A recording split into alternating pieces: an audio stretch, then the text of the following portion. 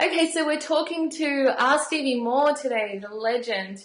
How are you doing today, Stevie? So I'm doing fine. It's been a crazy year, and we're ending this unbelievable crazy year. I've never experienced anything like this in my life. Being on Yeah, world tour. I'm the guy that yeah, likes to stay wow. home, bedroom pop, blah blah blah. Yeah.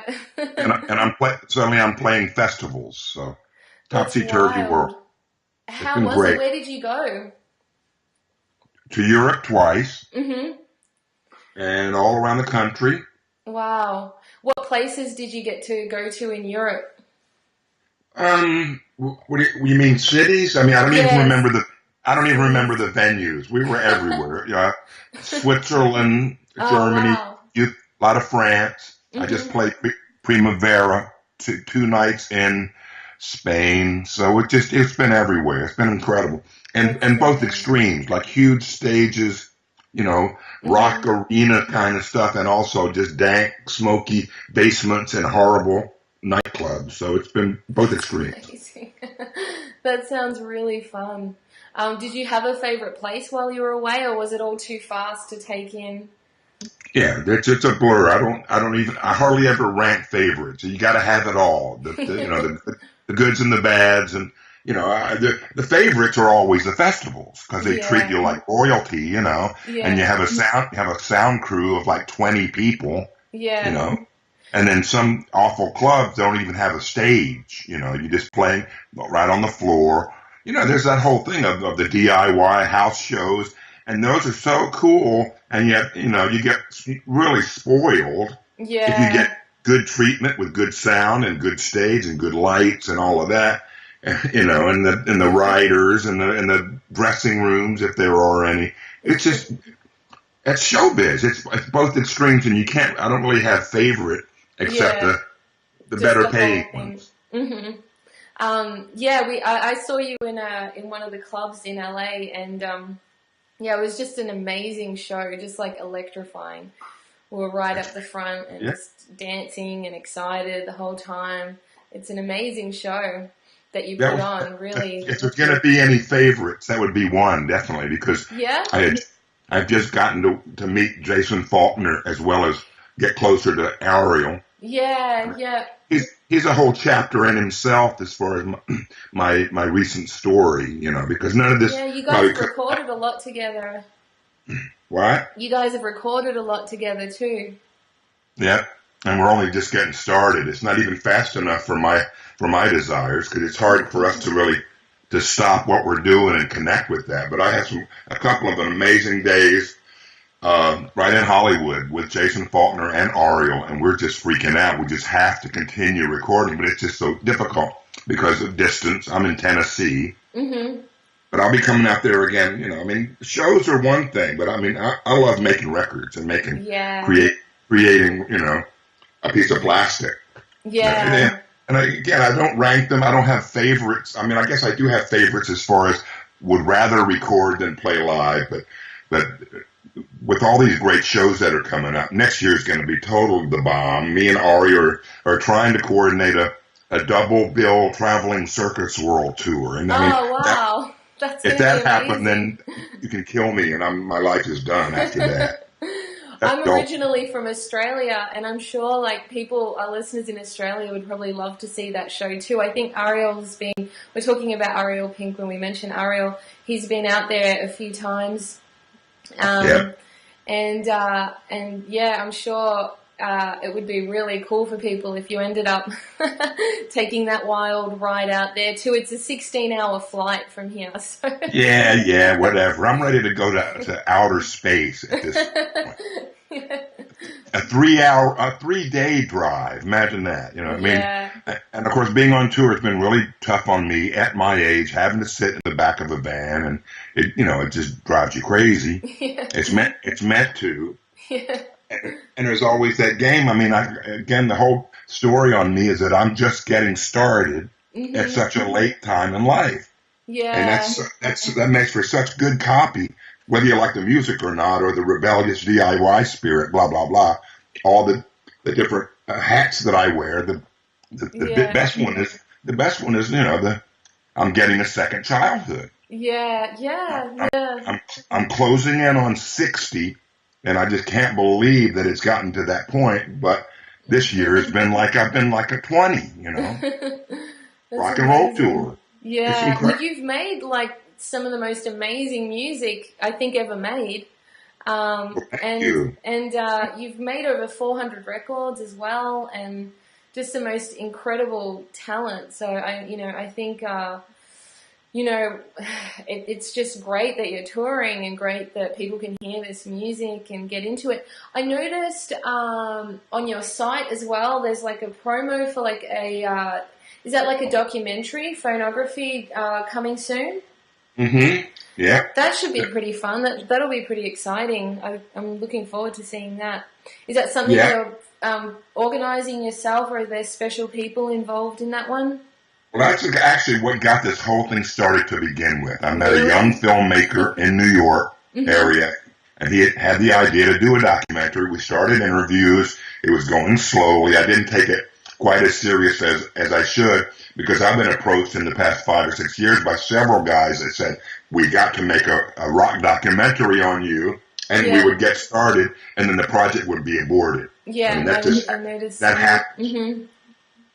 So I hardly ever take it as seriously as I should, but I mean, that's just based on bad experiences. But this time, John DeMiglio, the young filmmaker, had started doing a film long before what was going to be happening, and that's that I relocated after living 30 years in the New York area. I came back to my hometown in Tennessee because of various reasons, and my whole life changed, having nothing to do with country music or my roots here in Nashville. Things started exploding. I started making a new record in the studio and did a Kickstarter project. And then out of nowhere, John DeMiglio, the filmmaker, said, how would you feel about going on tour? And I said, you got to be kidding. I can just barely get down to the corner market.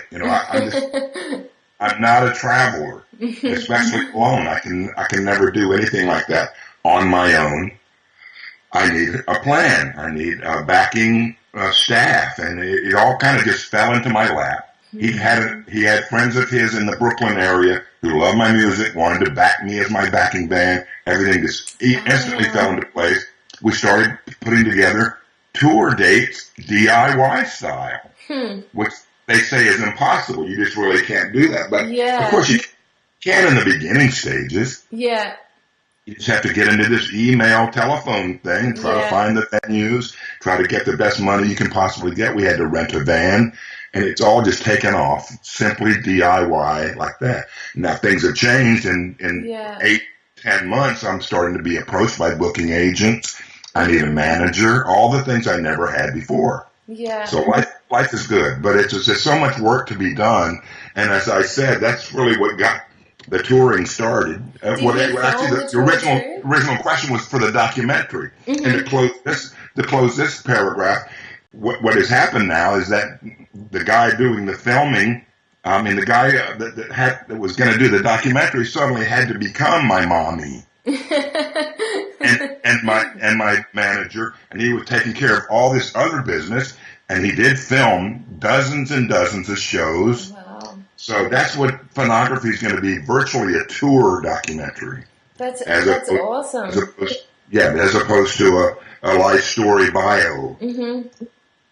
Yeah, some of the old footage that you have, some of the clips and stuff that you filmed at home is just amazing as well. And I saw little pieces of that in there too. So, I mean, I've seen your videos. Do you film your videos as well? Are there things done with all the YouTubes? The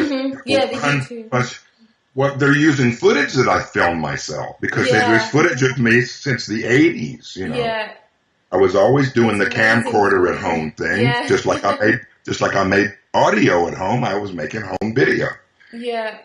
That stuff is like gold now, because the documentarians are trying to get it and digitize it. It's all old VHS tapes. Yeah.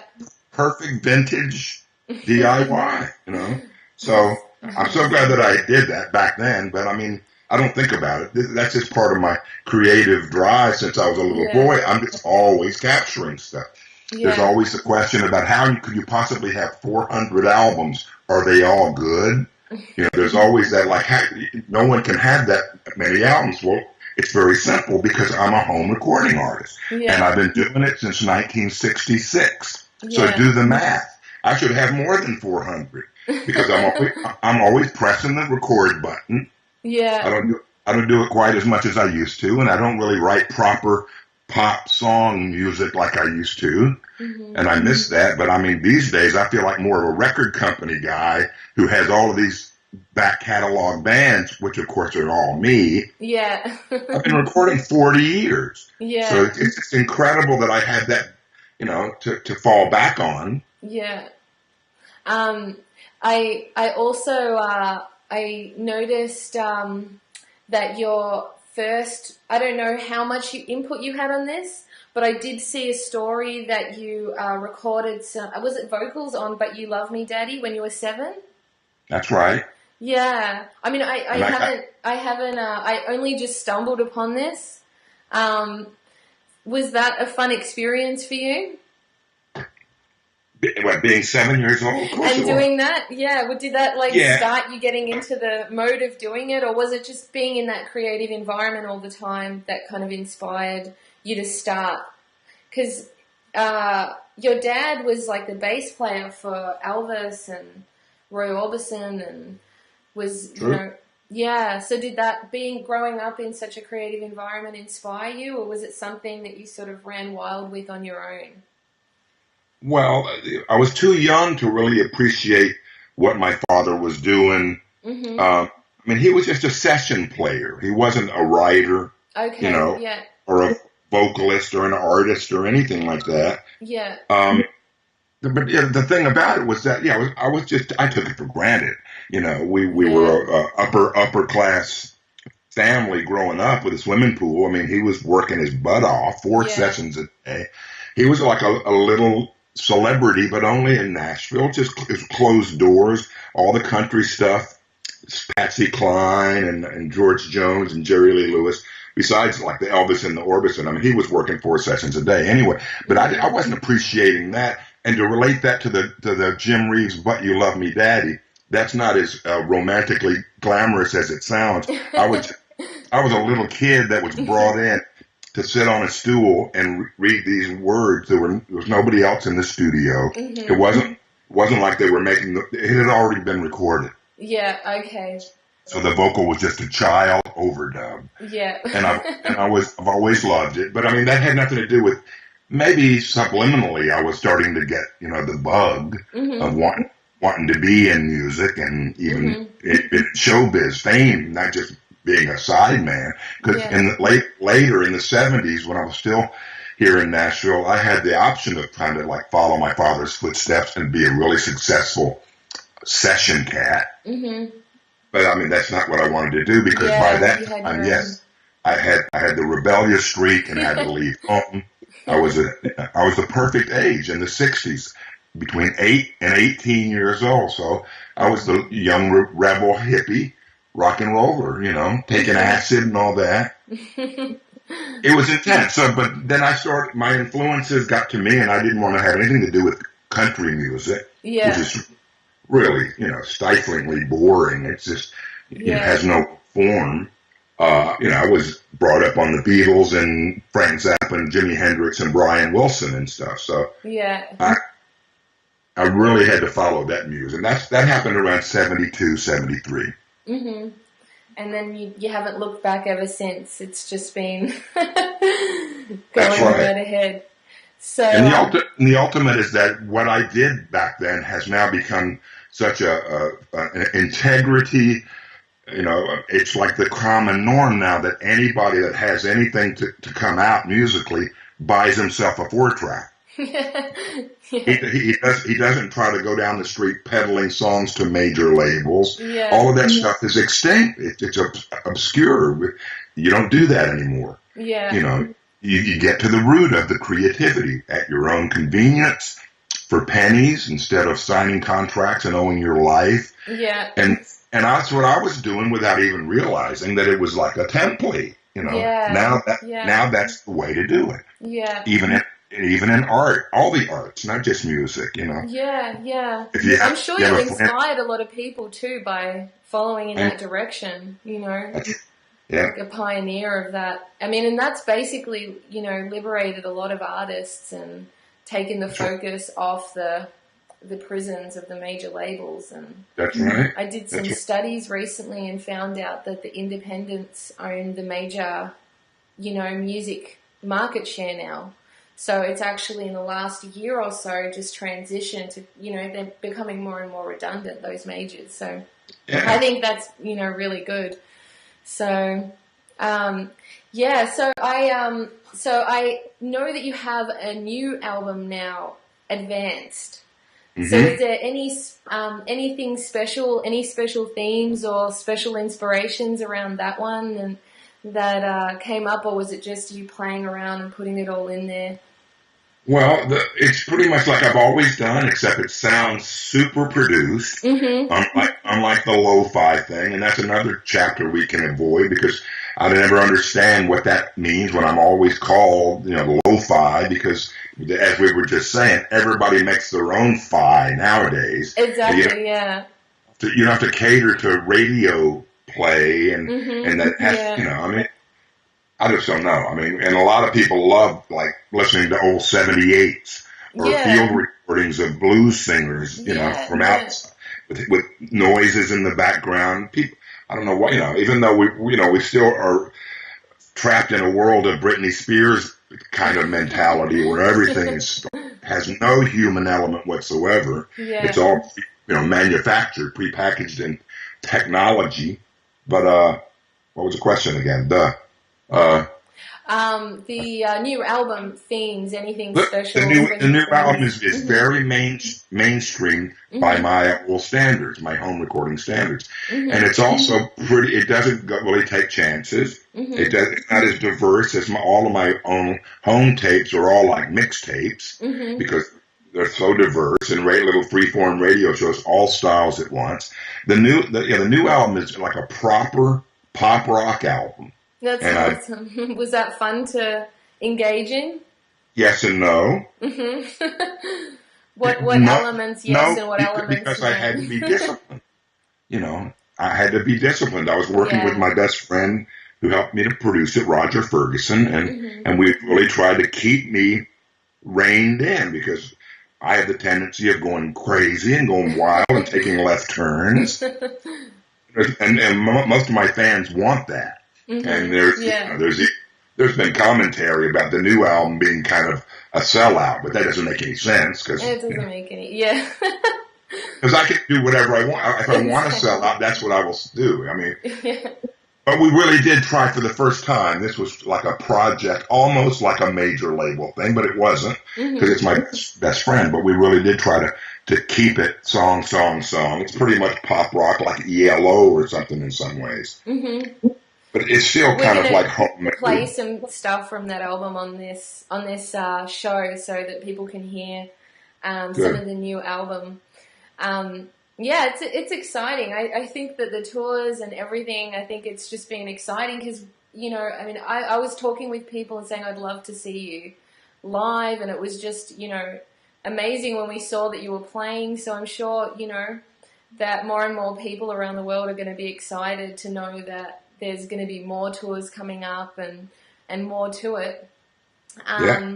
So that album can be purchased through iTunes too, right? Or directly? Yeah. Yeah, I think I saw that. So people listening to this show right now, there's an iTunes, there's a little iTunes window that allows you to hear parts of the record. So if anyone's listening and they want to listen through the record, they can actually do that on the site now too. Great. So I always ask everybody what their favorite monster is. It's my favorite question. I don't know. I've always been interested in people's phobias or fears or. Well, I have a phobia of whales and dolphins. So ever since I was little, I was wondering, what makes people scared of things. Do you have any, if not a monster that you're specifically afraid of, is there a monster that is like your favorite monster? It's It's a funny paradox, question. right? You're supposed to be afraid of monsters, and yet you have a favorite. Well, some people like, love. Frankenstein the most. They just think it's the most beautiful monster, or That's my choice. What's that? That would be my choice. Frankenstein, Boris Karloff. Yeah. But I don't get into it too heavily. He doesn't scare me. He's just my favorite because he always was when I was real young. But there's so many monsters I have no idea about. I have not been paying attention much to pop culture in the past 30 or 40 years. I mean, who cares about new monsters? I don't know. They're all remakes. I don't even know the new monsters myself. Yeah. But you're also talking about phobias, and I guess we all got a lot of those. And do you have any? Politicians are the monsters. We won't go there. Occupy. I'm totally apolitical, and a lot of friends and enemies are monsters. And and I guess the worst monster of all is me, myself. Yeah. You look in the mirror and you scream. I think our little phobias and our monsters do represent the things in ourselves that, I don't know, frighten us for some reason, aspects of ourselves. And even with our loved ones, relationships. We live in this stupid Facebook world where we have these new relationships, and it's complicated. Yeah. Everybody's joking about. I mean, we just don't seem to get along either as well or the same way as we used to. Little kids walking around with their gadgets, they don't even know how to speak. Yeah, or smell. Or spell, or you're not supposed to spell right. Yeah. Everything now is, LOL, OMG, WTF. Yeah. Anyway, I'm not saying that's bad or good or worse or better, but I mean, we've lost track on how to really make human contact work. Yeah. Everything's a soundbite, Yeah. And to me, that's like a monster, because I've had so many ups and downs with relationships and losing loved ones and trying to find desperately new loved ones. Yeah. Being on the road at my age, you wouldn't believe the strange story. I mean, they should be filming like the real world, following me around on tour. Yeah. Pursuing, the boys and the girls, and they're trying to find out if I can get close to people or get out of my face, or it's just all like yin and yang, Yeah. But that's monsters to me. I have nightmares about ex-girlfriends and shit. Oh, really? Let me take a break on that note. Okay, sure. Be right back. Okay.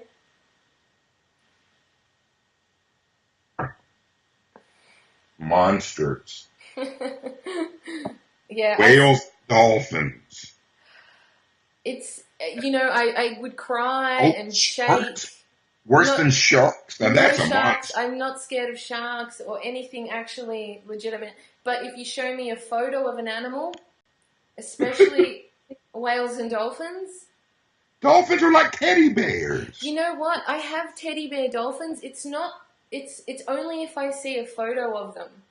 It's, I think when I was really little and I found out about them, it was at the same time I found out about death. This is what I'm imagining, because it was around the same couple of days, and I remember being told that they were the biggest animals and that they were pure love, and maybe in my head I just associated it to like God and death or something like that. And so every time I saw pictures of them, I felt like my mortality. I felt like, I don't know. It's pretty crazy actually, but so I mean, we're going to play part of Advance now in this show. And we want to thank our Stevie Moore for talking to us today and sharing, your stories with us. We absolutely love you. Everyone, go and get Advanced. Get more records. There's so many good ones to choose from. So we want to thank you today, our Stevie. And, thank you. And here's a song from Advanced. Yo, you got R. Stevie Moore listening to Magic Monster Radio.